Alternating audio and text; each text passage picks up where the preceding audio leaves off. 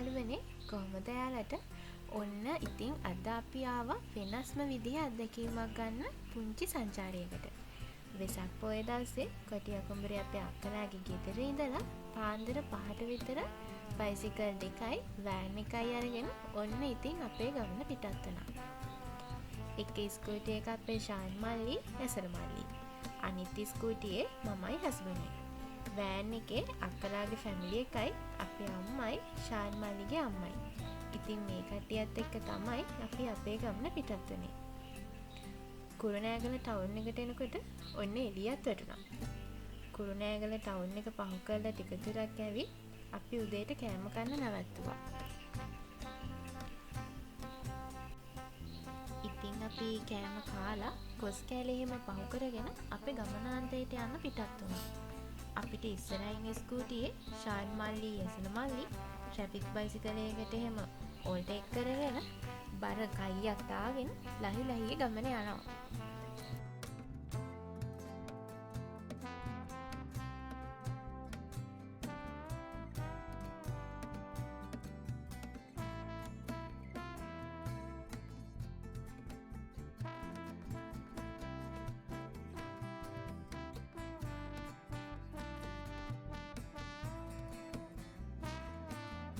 යදුදේම යන්න හිතාගෙන ආවේ පුංචි ලෝකාන්තය කියලා කට්ටිය කියන හුළංගල බලන්න.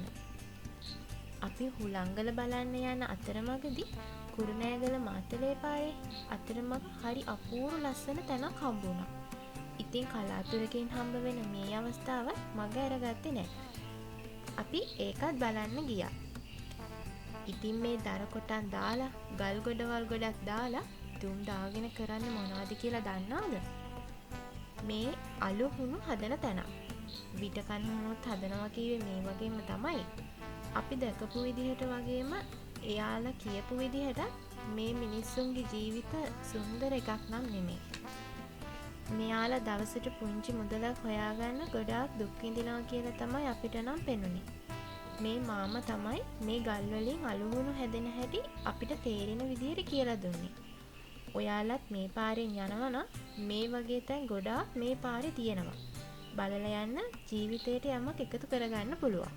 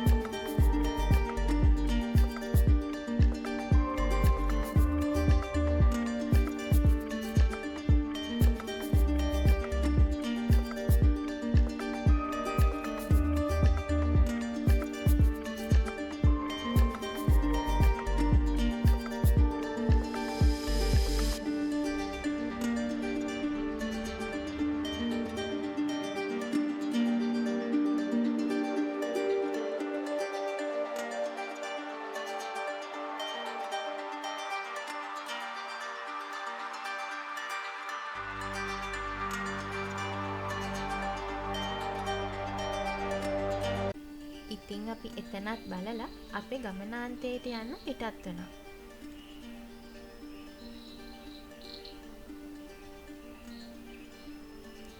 ඉතින් ඔයාලත් හුළංගලට එනවනම් කුරුණෑගල ඉඳලා හරි මාතලේ ඉඳලා හරි ළඟා වෙන්න පුළුවන්. කුරුණෑගල ඉඳන් එනවනම් දඹුල්ල පැත්තට ඇවිත් තල්ගොඩ පිටිය හන්දිය දක්වා ඇවිල්ලා යටවත්ත පාර හරහා හුළංගලට එන්න පුළුවන්.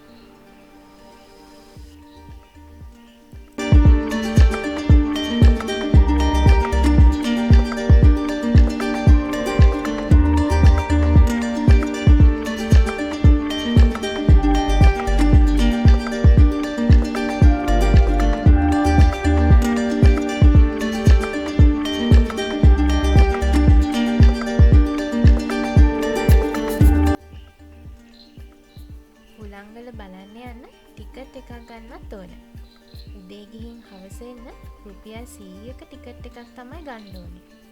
කැම්පින් කරන්න යනවා නම් රුපියල් 5000ක වගේ මුදලක් ගෙවන්න ඕනේ.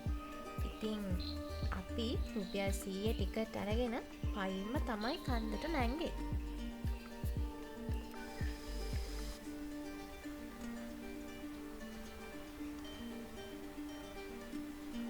ඔන්න අපේ දඟමල්ල.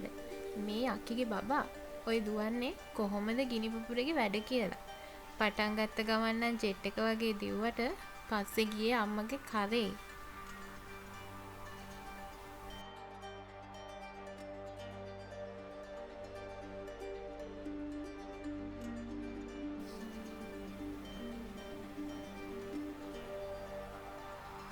ඔන්න අම්මලත් හෙමින් එනවා.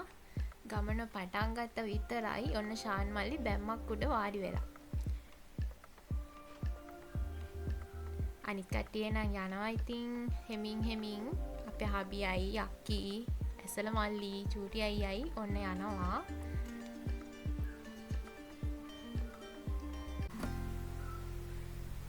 අතර මාරම ලස්සන පරිසරයක් තමයි මේ ටිකේ තියෙන්නේ. මේ තේ වතුත් එක්ක කඳු ටික ලස්සනට පේනවා. මේ පල්ලෙහායින් දෙමළයිගේ ගෙවල් තමයි පේන්න තියෙන්නේ. පාර නම් දිගටම තැන් වලින් ගොඩාක් කැඩලා තියෙනවා. ඉතින් අපි පයින් යන්න ගත්තෙත් ඒක හින්දාමයි. ඉතින් ඔන්න ලස්සන දියපාරක් හම්බුණා අපිට මේ ටිකෙන් යනකොට. මේ වගේ පුංචි දියපාරවල් ගොඩාක් මේ පාරේ දිගටම තියෙනවා. හරිම ලස්සනයි. මේ ටිකේ කියන්නේ දියපාර මාරම ලස්සනයි. අනිත් තැන්වල නම් වතුර මේ තරම් තිබුණේ නැහැ. මේ ටිකේ නම් වතුර ගොඩක් තිබුණා.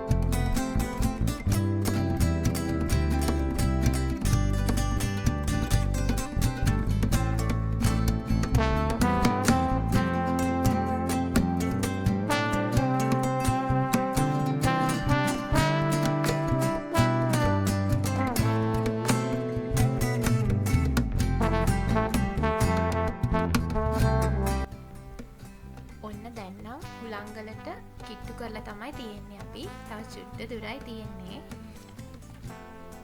මේ හුළංගල කුරුණෑගල දිස්ත්‍රික්කයේ සැලගම වතුආයට අයත් භූමියක තමයි පිහිටලා තියෙන්නේ.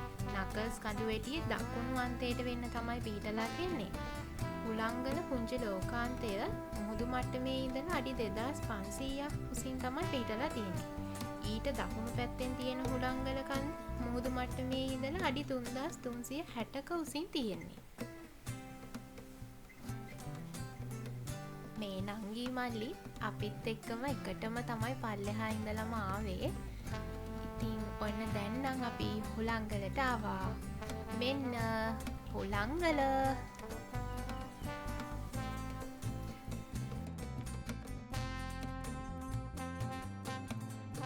හොඳ පැහැදිලි කාලගුණයක් තියෙන දවසට වයඹ මධ්‍යම වගේ පළාත් නකල්ස් කන්දපන්තිය බිසෝගල දොළුකන්ද රිදී විහාරය රම්බොඩ ගල්ල වගේ ස්ථාන ගොඩාක් මේ බලාගන්න පුළුවන්. මේ හුළංගලට ආපුහම මේ වගේ හොඳ කාලගුණයක් තියෙනකොට අපිට නම් ඒ වාසනාව ලැබුණා. මොකද මීදුම වැහුණාට පස්සේ මොකවත් පේන්නේ නැහැ. ඇත්තටම හරිම ලස්සන view එකක් තියෙන්නේ.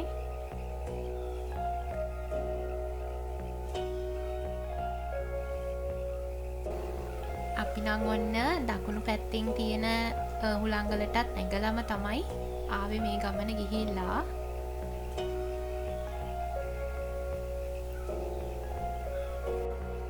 අපි පැය දෙකක් වගේ හුළංගල මුදුනේ ඉඳලා ආපහු ආවා අපේ ගමන යන්න. ඉතින් තවත් අවස්ථාවක් ආවොත් අනිවාර්යයෙන්ම මේ හුළංගල බලන්න යන්න. මොකද මේ ගමන ලස්සන ගමනක් වෙන්න පුළුවන්.